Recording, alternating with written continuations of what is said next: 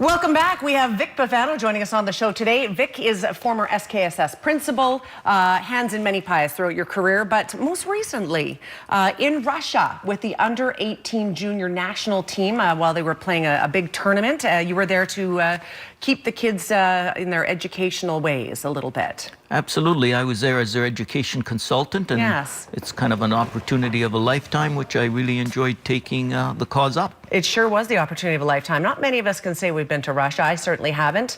But where you were, a little less off the beaten path. It wasn't the Moscow, it wasn't the St. Petersburg of Russia. You were in a very sort of small area of the country. Well, we were in the heartland of the industrial area of Russia, two places, Chelyabinsk and Magnitogorsk, which literally sit right at the end of the Ural mountain range. And in fact, I'll tell you a little story about the division between Europe and Asia there as we go along, but really it's a very industrialized area. Magnitogorsk, for example, wasn't open to the public other than Russian citizens until 1990. And why is that? Because of what they did there? The industrial heartland, during and pre-World War II, Magnitogorsk produced 70% of all the iron that was used for the armaments that the Russians used to defend the motherland.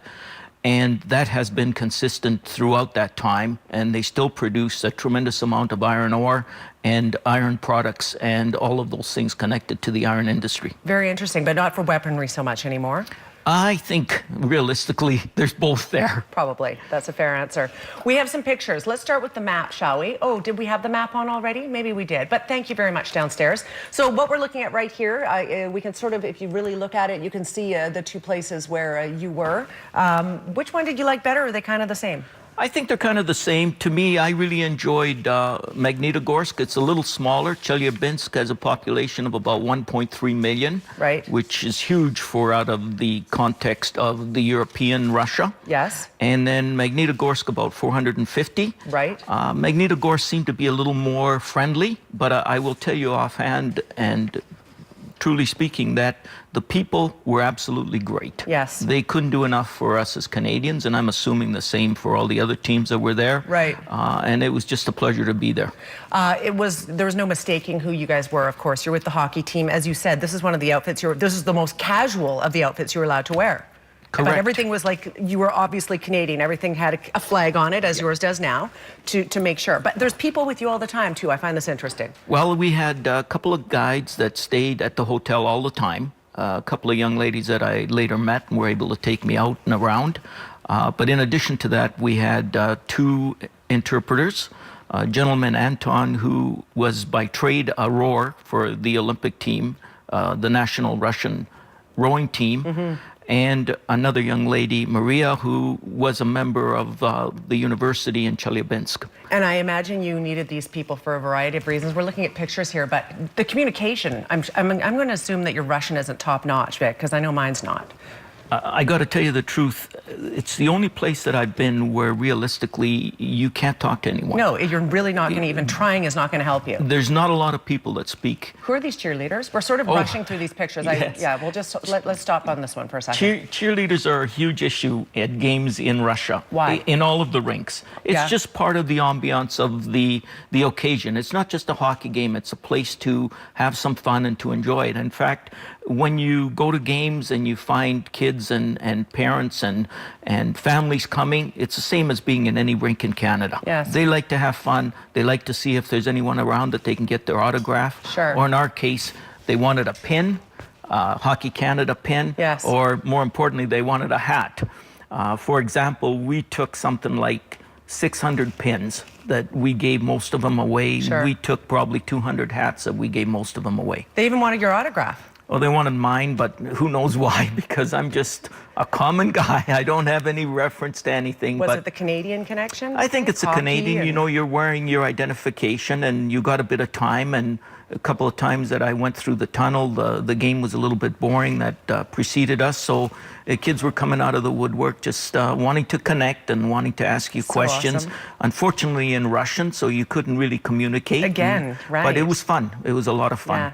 Let's talk to some of the pictures. So we'll just sort of take our time through these, but this is one of the games. I want to talk about the communication issue in Russia as well. But okay, so what's going on in this picture. I think this is the game where we played the Americans to start the tournament. Unbelievably, it sounds we went through the tournament undefeated until we got to the quarterfinal. Yep. And then we lost to the Czech Republic 2-1, which put us out. But up to that time, we were playing some very good hockey. That's so this awesome. is against the Americans. Sorry, this one here is against the Slovaks. Okay. We beat 8-3. Excellent. We can move on to the next picture here. This is our guys' team bus. You notice Don Hay, who was our coach. Yes. He's standing out front. Fantastic. Another shot of, I can't recall now who we're playing. You notice the flags after the victory, of course, the national anthem, and the flag is being raised. Yep. Just a hockey. Packed houses. When we played, we had pretty near 7,500 to 8,000 people at the rink all the time. They love hockey there, do they? They do. Obviously, they do. It's Russia. This is our hotel in Magnitogorsk. This is the rink in Magnitogorsk. You were mentioning that they put a lot of money into their universities, and infrastructure is a little bit ignored, but universities are just beautiful there. Well, we do have a couple of photos. Incidentally, this is our hotel in Chelyabinsk. Nice. The infrastructures in Russia aren't what we're used to in the West, but their universities, where they value education, they're immaculate. There's a couple of trips that the guides took me on to their university that I thought were exceptional, just absolutely immaculate. You wouldn't have found a scratch on their floors or on any of their steps. But you could bottom out your car in a pothole, is what you're saying. Definitely. Okay. We passed through all the other pictures already. That's why we're not seeing the university pictures. However, I wanted to quickly discuss the fact, there we go. Is this a university picture? No, this is, they took us to a ski hill. Just maybe an hour out of town, which was very, very nice up on the mountain. Probably about 2,000 feet above sea level. And then there was a restaurant there, and we had a nice meal, a combination of Russian and North American, but it was excellent. I mean, the people treated us unbelievably kind and unbelievably good. Which is fantastic. We only have a minute left. I understand when you were emailing family members back in Canada, you could get your email through, but they couldn't respond, or was it the other way around? It was hard to, Wi-Fi was sketchy, or? It was sketchy. It was interesting. Sometimes you can, I'd sit down because I have a little bit of time and I'm trying to watch television, and some shows that would be on in the morning would not be available at night, and sometimes you'd see a show today but you couldn't see it again tomorrow. No consistency. Internet, you're trying to work with kids with respect to school and connections back home. Sometimes it worked, sometimes it didn't, and it was a bit of a problem. But I've got to admit that one of the best things that I got from the trip was meeting the guys, these young men on the team who really had to adjust to a very different way of life. Polite, interesting, absolutely great to be with.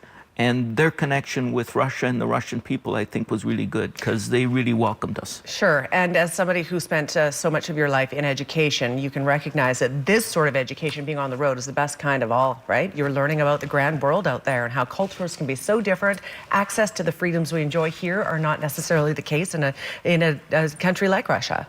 Well, it was interesting. When we got to London on the way home, it was so nice to hear English, because literally, other than ourselves and our interpreters, English was just not available in that part of the world. Well, it sounds like it was a very interesting trip, and it's always lovely to know that the people there were so receiving and so friendly. Thank you, Susan, for having me on and talk about the people. Thank you for being here. It's great to hear that you're doing this. Perhaps you'll be invited out on another trip. Well, hopefully. And if you are, you'll come back on Midday and tell us about it. Thank you very much. Awesome. A pleasure. Always a pleasure to have you on. We will take a quick break. We'll be right back. Stay with us.